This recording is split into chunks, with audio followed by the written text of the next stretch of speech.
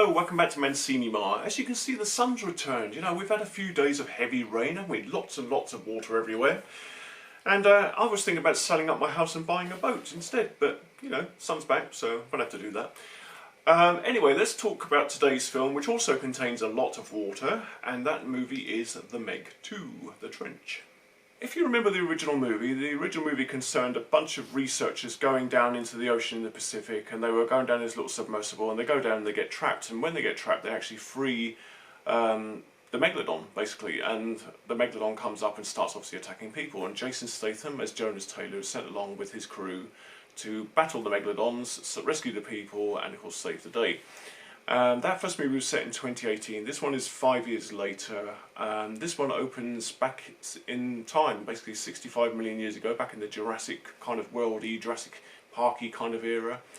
And starts off with a little dragonfly flying along this beach back in time. It gets eaten by a lizard, that gets eaten by a bigger lizard, that gets eaten by a bigger lizard, who's about the size of a dog. So you've got these dog-sized lizards running around on the beach, and all of a sudden a T-Rex comes bursting out of the jungle, starts to pick up these little lizards for itself as a snack.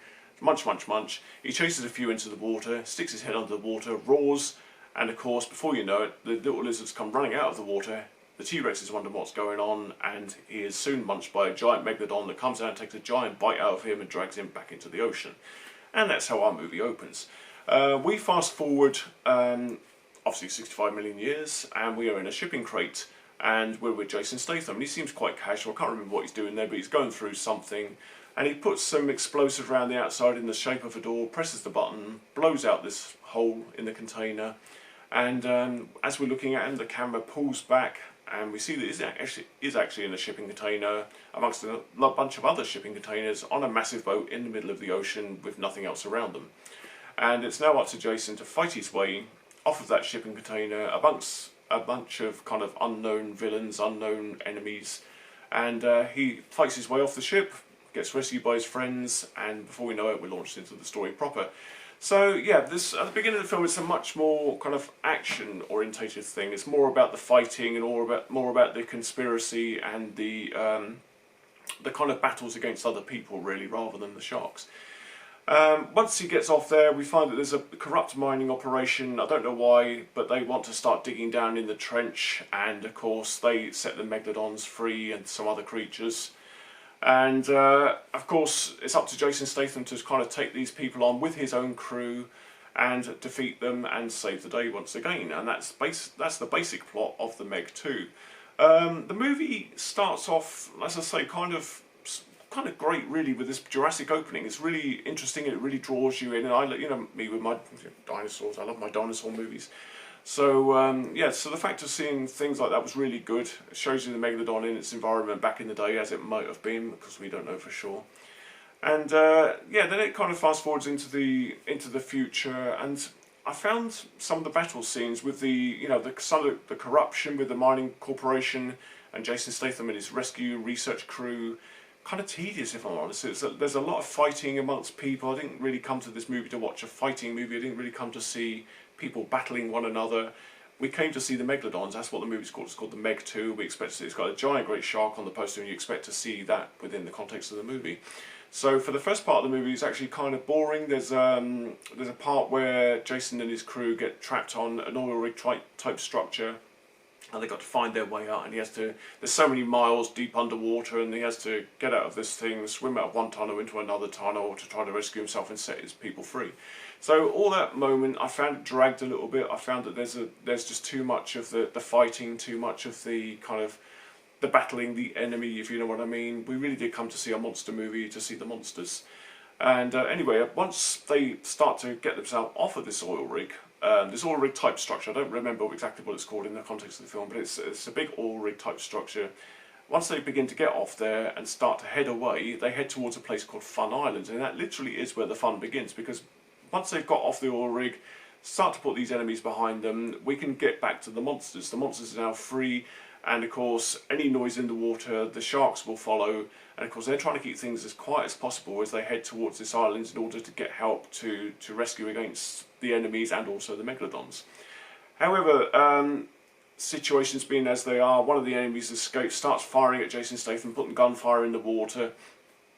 the megalodons get interested, they start tracing the noise, and before you know it, the sharks are headed to Fun Island and starts chomping on the people who are on the island. From there on out, it's actually a really good, fun film. It's actually, there's a lot of action, a lot of great stunt scenes, great, stunt sequences. Jason Statham's very good at doing what he does, being a gruff kind of fighter, taking on the enemies, taking on the sharks, doing ridiculous stunts, and doing really ridiculous battles. But it's all, in good fun. There are other members from the previous movie that show up again. I'm just going to look on my paperwork here because I can't pronounce some of the names. You've got Shoya Sophia Kai, who's playing Mei Ling. Now, you remember she was the kind of the little girl in the original Meg movie. So she's 5 years older now, a lot more grown up, a lot more responsible, and she's got a couple of really good action scenes in this film. So yeah, she's given a lot of responsibility, and she's, like I say, it's got a couple of really good action scenes in this film, and I thought that was really good. Rather than it being a Jason Statham heavy movie, the other characters do get quite a lot to do.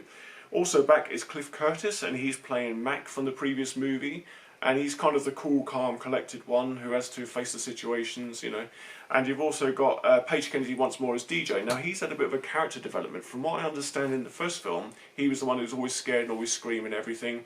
Now, in this one, he said he's gone away and he's done some martial arts, he's learned how to fight, and he's learned how to be brave, and he's got himself a big old gun. So, yeah, complete character turnaround for him from the first movie. From the first movie, like I said, he was kind of scared of everything and screaming at everything, and now he's kind of this gung-ho action hero, which is funny. It's played for laughs, and it's done, pretty well. I thought it's pretty entertaining, and it's good to see him kind of have a character turnaround, even if it's not really realistic. The shark effects I found were really, really good. I thought the visual effects on this one were fantastic. In some previous shark movies that we've seen, some of the sharks look at, we're talking about to Jaws days. Obviously, back in Jaws days, they didn't have the budget to do CG and stuff like that, so they had the big old rubber shark, the big old mechanical shark coming up out of the beach. And the way that movie worked was to keep the shark hidden. Now, in this movie, the visual effects, the sharks are actually really good. There's moments where they're underwater. You could swear that you're watching one of the David Attenborough kind of things, one of these nature programs. And yeah, the effects are really good on the sharks, so it's a pleasure to see them whenever they show up. Of course, they're giant and ridiculous, but they're a lot of fun to watch. There's some other creatures as well in this movie. It's not only megalodons. I must just state before I get onto that. In the last movie, I think we dealt with just the one. Now, in this one, there's about 3 or 4 megs. But from memory, they're not as big as the shark in the first movie. I think they're like miniature versions. So I don't really know what's going on there, because I was expecting, from the poster, you see a great big wide open mouth, with a boat in the middle of it. You was expecting to see a giant shark, and that's not what you get in this movie. These sharks seem a lot smaller than the one in the first movie. Maybe it's just me, but you guys let me know, but I thought they were a lot smaller and maybe not as threatening. Maybe there should have been one meg, if you know what I mean. Yeah, there's other creatures in this movie that show up for some reason or other, and I can't fathom out why. The little dog-type, velociraptor-type lizards that I spoke about in the opening sequence, they come back in this film. Now, where have they been? Have they been living underwater all this time, which seems a bit ridiculous? Is there an air pocket down there that maybe will be explored in a future mega film? Who knows? But yeah, that seemed a bit strange that these dog-type creatures come onto modern land. That didn't really make a whole lot of sense at all, and I don't really know why that's in there. And there's also some kind of a giant octopus that somehow is involved in the story. I can't remember how he gets involved in the story, but yeah, he's there as well. So in future Meg films, maybe we'll see other creatures coming through. Maybe we'll see the return of the T-Rex, who's suddenly been living underwater all this time, and he's swum up to the surface, and he wants to go and chomp on a few people. Yeah, anyway, I felt that kind of diluted, if you like, some of the power of the Meg itself by having all these other creatures involved. I think they should have maybe concentrated on the shark itself. Maybe just have one big Meg. But yeah, that's what they chose to do. Anyway, it's an entertaining film in the latter half. I think it's a bit of a slog to get through the first half of the movie with these just a generic action movie. The action's good, it's interesting, but it's just you kind of want to get to the monsters, if you know what I mean.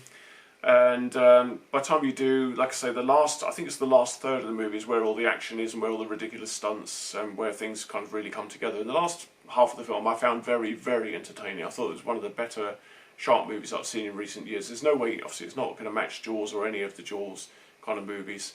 But it was a really, really entertaining movie at the end. I loved seeing all the action and some of the ridiculous stunts and things like that. So the last half of it's really good really worthwhile seeing. First part, bit of a slog. So, with that said, would I recommend you go and see Meg at the cinema? Yeah, you know, why not? It's a lot of fun. You might be bored during that middle section if you like, but once you get onto that end section where all the action's happening and all the fun's happening, there's a sequence again with another little dog which is really quite funny. Yeah, I think you'll enjoy the Meg at the cinema, and it's one of those films that deserves to be seen on a big screen. I don't think it'll have the same impact when it comes out on disc or when it's on streaming and things like that. So yeah, go and see the Meg 2 The Trench at the cinema and have a good time. You know, just let your brain wander and just let all the visuals wash over you. Now, this is from a series of books, The Meg, and I don't know how many the author has written at the moment, but there's quite a few books that have existed over the years. Meg 2 is obviously only the second one, and I think there's at least about 4 more to come. The writer is still writing as we go at the moment. So yeah, it'll be interesting to see what they do with the Meg 3. Hopefully this one will make enough money to do more Meg movies and things can just get more and more ridiculous. But let's hope we see more of the shark this time around and less of the action and the espionage and all that kind of business. So yes, go and see the Meg 2 at the cinema while it's on. I don't know how much longer it's going to last. I would give the movie, I'd probably give it a 7 out of 10 because I enjoyed it. I thought it was, you know, in that latter half I enjoyed it. There's a bit of a slog to get through the first. Latter half, yeah, I enjoyed that bit. So yeah, I'll give it a 7 out of 10 and there we go. And that's my review for this week. So, I will just say one other thing, is that we also yesterday went to see a completely different movie, Snow White and the Seven Dwarfs, because Disney are re-releasing a bunch of movies for their 100th anniversary. If I can find the poster, I'll pop it up over there, or over there, and you can see the list of the movies that are coming out. And I think the next one is on the 18th of August, which is Bambi. So you've had Snow White this week. I think it's like a 2-week gap. Then you get another one, which is Bambi, and then I can't remember what happens after that. So yeah, I'll put the list up somehow for you on the screen so you can see what movies are coming out, what date they're coming out. And that's it, basically, for this week. I think next week is The Haunted Mansion. I'm not 100% sure, but I think it's The Haunted Mansion. So I'm looking forward to that one because I love the ride. But until then, if you've enjoyed this video, I'm sorry it's been a bit rambling, but if you've enjoyed it, please give the video the thumbs up, like that. Like I say, don't be a thumb bandit and do that. That's the way it goes. If you enjoy these kind of reviews and enjoy other kind of videos about movies, I've got movies about, you know, I've got videos, if you like, about movie reviews, I've got video reviews about dinosaurs, places that we've been, ghosts and stuff like that. There's a load of more content coming up for the programme as well. Please subscribe to the channel and also hit the notification bell and you'll know when we've done another one of these videos. But in the meantime, thank you so much for tuning in and I'll see you all next time.